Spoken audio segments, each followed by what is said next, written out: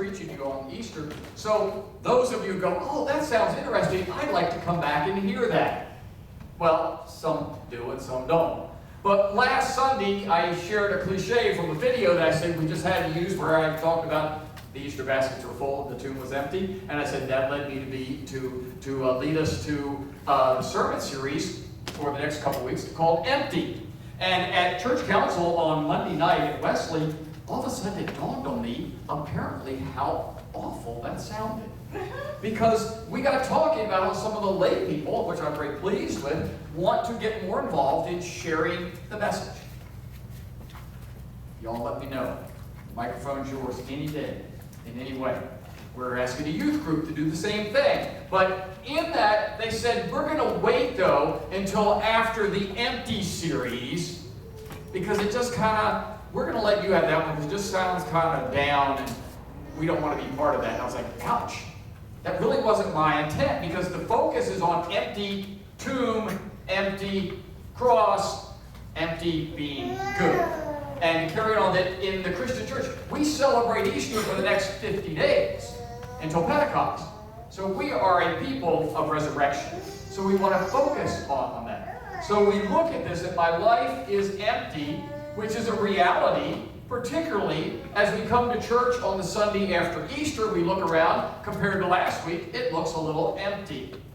So there's a lot of empty things, and there's maybe in your house, the decorations from Easter have come down. Like Christmas time, there's that empty feel in there. Yet we know as a society, there are a lot of folks who are running around feeling empty.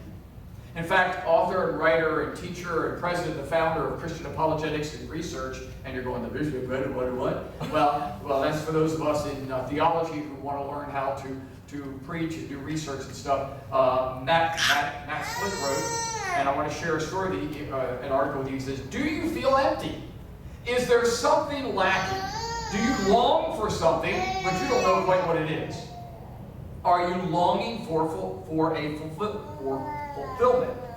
Are you unsatisfied with your routine of work, job, school, or whatever? Maybe when you're by yourself, you sometimes sit and look deep inside. And you go, I just don't feel content. I just feel empty.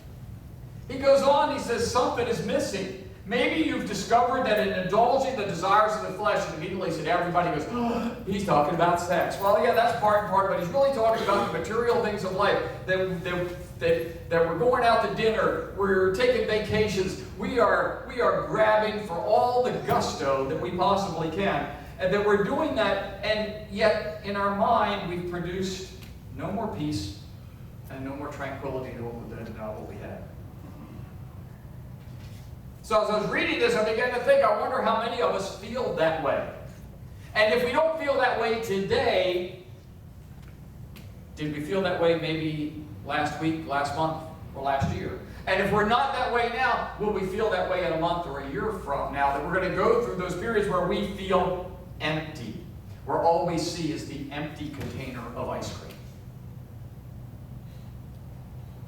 This idea that when we are not only empty in an earthly way, but in a spiritual way. Now I understand the whole earthly way. We all probably reach a point that, we'd love to have a car that wasn't 12 years old and 180,000 miles on it. But we kind of lose sight of the fact that it's running good. And it hasn't caused us any trouble, but we're worried and we're down at, we want that, or we'd like a little more money in our retirement fund. Or we would like to be maybe closer to retirement. Or maybe for some of us, farther away from retirement. Maybe we want our family to be different than what it is. We want our family to function in a way it's not there. Maybe we want more money. Because if we could manage some of these worldly things, life would be a little better. So being empty on that end is one thing, but then sometimes some of us have all of those things, and then we're empty spiritually. And some of us don't have those earthly things, but we're full spiritually. It's interesting that when Janet and Ashley both returned from their mission trips to to Africa, said one of the things that people who had absolutely nothing according to our standards on Sunday morning were just the most worshiping folks he could ever find, because they were spiritually full, because they couldn't worry about what they were never going to get. But I mean, this Sunday we come in and you go, but Pastor, people can't feel empty in church for today, because last Sunday, man, the Easter baskets were full and the tomb was empty and all the good stuff was going on, and family was around, and it was wonderful, it was beautiful, and yet sometimes none of that makes a difference. Sometimes we just can't see through the cloud that tells us everything's empty to see that we have a Savior who loved us so much that he rose from the grave. Maybe you were with me 2 or 3 weeks ago, and we were in Ocean City, and we were down with thousands of teenage kids, and they were listening to praise bands and rock bands, and we were playing games, and we heard testimonies about people's lives changing, and we saw even our own kids making testimonies and pledging, and we were on the mountain, and everything was wonderful, and now the mountain feels like it has crashed completely into the valley, and everything's empty. We all know we can't live on top of that mountain. It just doesn't work. Said Matthew Slick continued in his article, and he said, "When I was younger, I sought many things to replace God. I tried to identify with something, a cause, a philosophy, even a look." He said, "I was seeking an identity. For while those things were entertaining and even exciting," he says, "but ultimately the same emptiness came back. I can remember," he said, "on one night looking for something to break the boredom. I watched the people around me as they were pursuing the same thing I was. And suddenly I realized how futile it all was, because we all wanted the same thing, and after we all got it, we either wouldn't want it or we want more." He said, "I wanted something that wouldn't leave me feeling empty." He said, particularly so quickly. He said, "I wanted something real. And somehow," he says, "I knew, at that time, I knew I could only be satisfied by encountering God and finding his purpose." Now, that all sounds good, and maybe some pastors would stop there and go, "Yep, got to find the purpose of God. Go find that."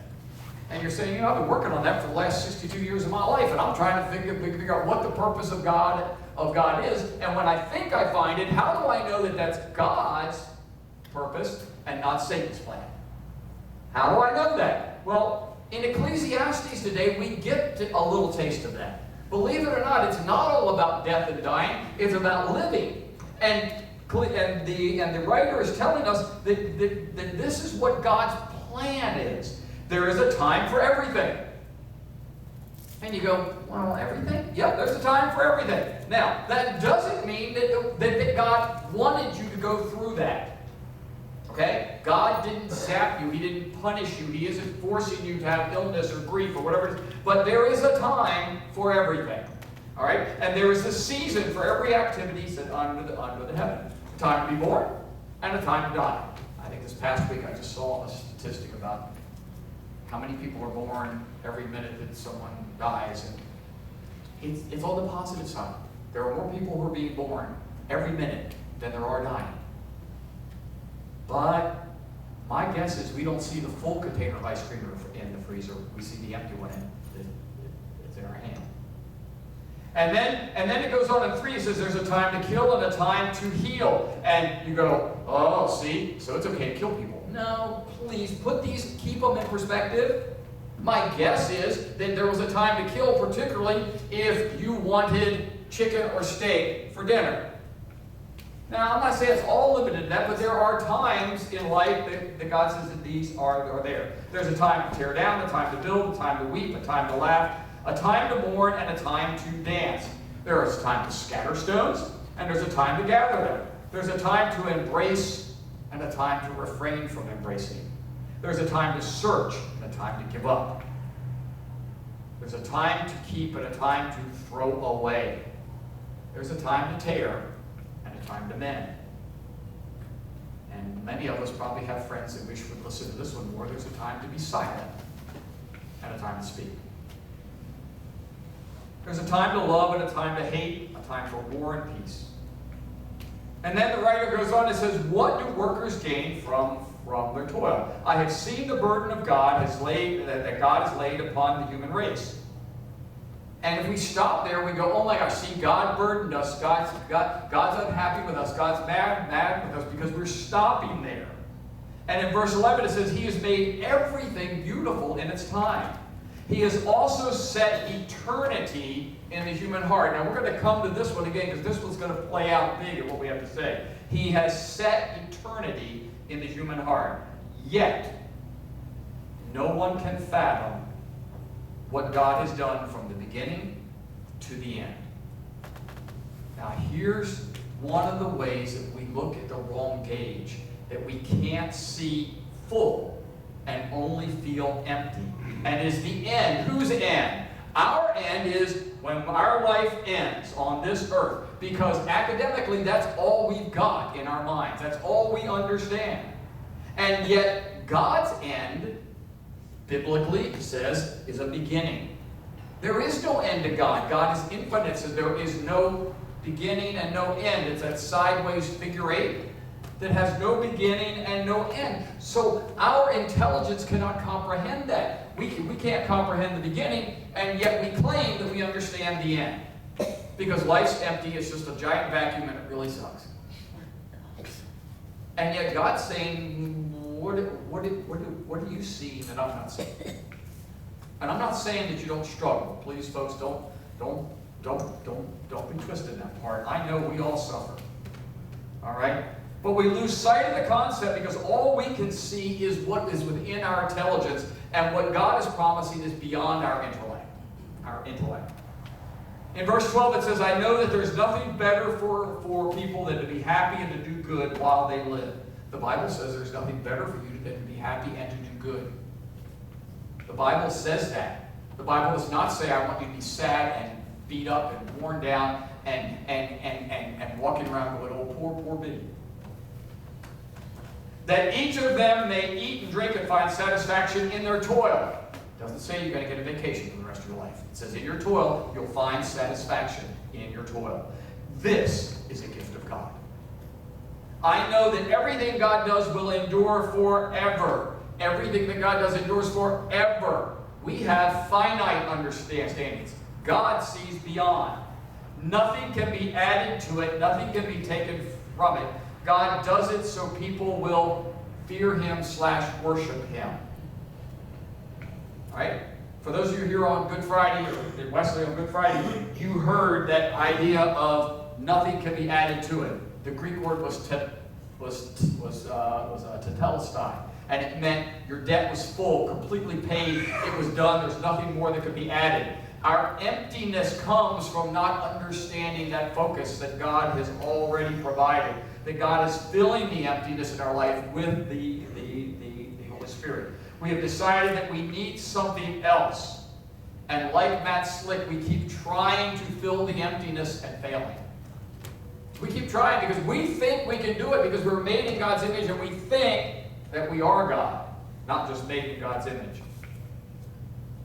Another author, his name is Wayne Stiles, and he shared a neat story which some of you may identify with better than others. And that is, if you're a person who really loves your car, or as the story goes here, this man loves his old pickup truck, you know, and you just, as much as you like a new car, you just can't get rid of that old one, you know, because you really like that old one, you know? It's just there. In fact, you probably describe it as, there's absolutely nothing wrong with my old car or truck, except, and then you list about 10 things that don't work. So what you're saying is, in spite of those, actually, you think everything is fine, even though these 10 things don't work on that vehicle anymore. All right? But in this style says that there was a fellow who loved his old pickup truck, and he said it was dented and scratched, it was ugly, but he said he called it faithful. He said the only glitch in the truck was the gas gauge. Said no matter how much gas it had in it, the gauge read almost empty. Almost. Wasn't empty yet. Almost empty. Almost. Because it had two readings. Because there was a second one. almost and empty. That was it. Exactly. He said, in other words, if you had a full tank of gas, the gas gauge said almost empty. If you had a half a tank of gas, it said almost empty. If you had a quarter tank of gas, it was almost empty. However, when it said empty, it was, like instantly. You ever had that car? You know, because all of our cars now, they all finally say, they give us a warning, and then they say empty, and then they still got like 3 gallons of gas because they know Americans just aren't going to pay any attention to it. And some of you in the room have learned exactly how many gallons of gas or miles that you have after it's pegged to empty, Janet. I'm sorry. That you can get to the gas station with 30 seconds before it runs out of gas. At midnight alone. I haven't figured that yet. Okay? But this is the story. So Stiles says that, you know, he has found that the one thing in life that he finds that cuts the cable from the gas tank to the gas gauge, that the gas tank then doesn't tell the gauge it's full. The one thing he finds in life, quicker than anything, and he says it drains relationships with other people, it dries up our walk with God, it blurs our vision, it exaggerates our emotions, it either makes us happier than we should be or much more sad than we should be. It takes a healthy, balanced perspective of life and just twists it up. The one thing, he says, is the most pervasive and infectious attitude called bitterness. And we reach that point that, why me? Why is this happening? This is awful. I mean, it just isn't right. I'm bitter. And that will tell that gas gauge, no matter how full the tank is, that it's almost empty. And often we spend our life looking at a gauge that we know that's broken, ignoring the fact that we know we had just stopped and filled the tank. But we want to focus on, as we told the kids, the empty container of ice cream, the empty container of M&Ms, not the full one. There's more, but this one's empty.